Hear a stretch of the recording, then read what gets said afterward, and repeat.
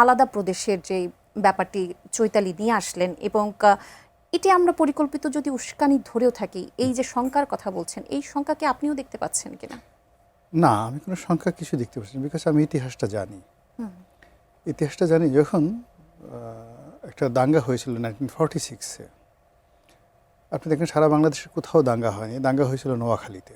এই যে এখন আমরা যে চিকেন নেকের কথা বলি, ফেনি চিকেন নেক বলি, সেইটাকে টার্গেট করে তখন সেই গুজরাট থেকে, দিল্লি থেকে মহাত্মা গান্ধী কিন্তু এই নোয়াখালীতে ছুটে এসেছিলেন। তো যে লাইনের প্রেক্ষিতে ভারত বিভাগ হলো, সেই লাইনটা ওই মুহূর্তে তারা চেয়েছিল যে এই এখন আমাদের যে চিকেন নেকগুলো আছে, সেই চিকেন নেকগুলো পুরো চট্টগ্রাম থেকে এই পুরো অঞ্চলটা তাদেরই থাকুক।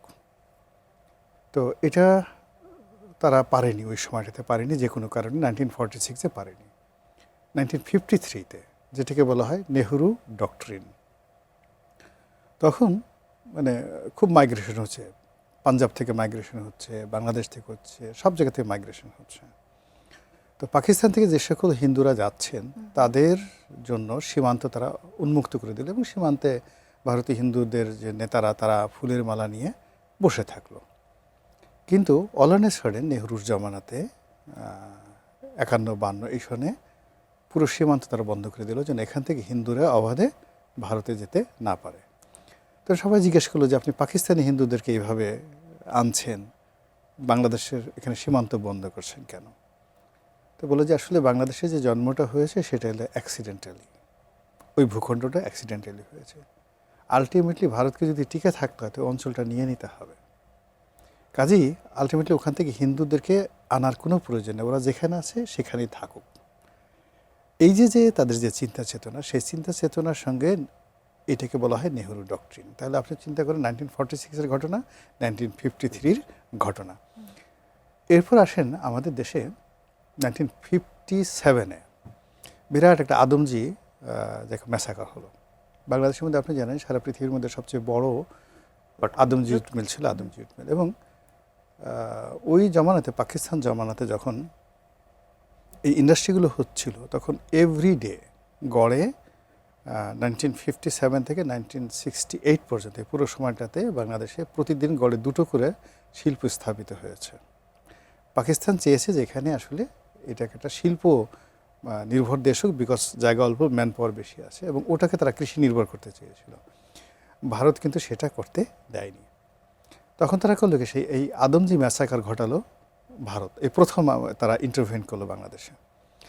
তাতে যুক্তফ্রন্ট সরকার মিস করলো, ভারতের কেন্দ্রীয়, পাকিস্তানের কেন্দ্রীয় সরকার ফেল করলো, এবং এই প্রথম আইয়ুব খান মার্শাল ল জারি করতে বাধ্য হলো এই একটা ম্যাসাকারের কারণে। ফলে এই যে আমাদের পেছনে যে ভারত লেগে আছে, এটা প্রথম দিন থেকে লেগে আছে। ফলে আমরা যারা জানি তাদের কাছে এখন বর্তমানে যা কিছু হচ্ছে এটা আমাদের আতঙ্ক না, আমরা এটার জন্য একটা পরিণতির জন্য বসে আছি। আর আফসোস লাগছে এই কারণে যে আমাদের রাজনীতিবিদদের মধ্যে যারা ক্ষমতা, যারা জানেন, তারা এটা ভুলে থাকার চেষ্টা করেন। আর বেশিরভাগ রাজনীতিবিদ এই ইতিহাসটা জানেন না। প্রত্যেকটা মানে প্রতি 50 বছর পর পর রাজনীতির একটা পুরো কোর্স অফ অ্যাকশন পরিবর্তন হয়ে যায়। আর প্রতি 100 বছরের মধ্যে অবশ্যই ভূমির পরিবর্তন ঘটে। তো আমরা এখন যে জায়গাতে আছি, আপনি যদি 1970-র কথা ধরেন, তাহলে 71 থেকে আজকের এই দিন পর্যন্ত আমাদের রাজনীতির যে কোর্স অফ অ্যাকশন, এটা পরিবর্তন হওয়া প্রকৃতিগতভাবে আমাদের জন্য ম্যান্ডেটরি হয়ে গেছে। ভারতে দেখুন সেটা কিন্তু হয়ে গেছে।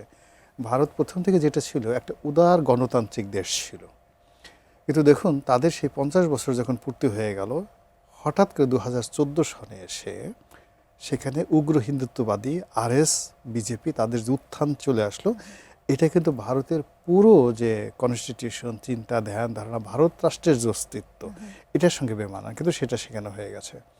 আবার আমাদের দেশে আমরা যে রাজনীতির প্রেক্ষিতে, যে চিন্তা, ধ্যান, ধারণার প্রেক্ষিতে আমাদের মুক্তিযুদ্ধ হয়েছিল, আমরা যেভাবে কনস্টিটিউশন করেছি, সেটা এই সময়ের যে কোর্স অফ অ্যাকশন 50 বছর পরে এটার যে একটা রাজনীতিটা একেবারে বিশাল একটা অ্যাঙ্গেলে পরিবর্তন হয়ে যায়, আমরা সেই খপ্পরের মধ্যে পড়ে গেছি।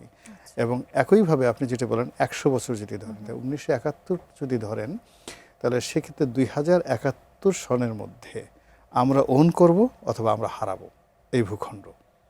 এর বাইরে আপনি আজকে যদি আপনি এই যে আমার এই কথাটা আপনি ধরেন, আপনি এই বাংলাদেশের আমি আপনাকে গুনে গুনে এটা 1026 সন থেকে প্রতি 100 বছর পর পর কীভাবে আমাদের রাজনীতির ভূখণ্ড পরিবর্তন হয়েছে আর কোর্স পরিবর্তন হয়েছে আমি এখানে সবাইকে বলতে পারবো।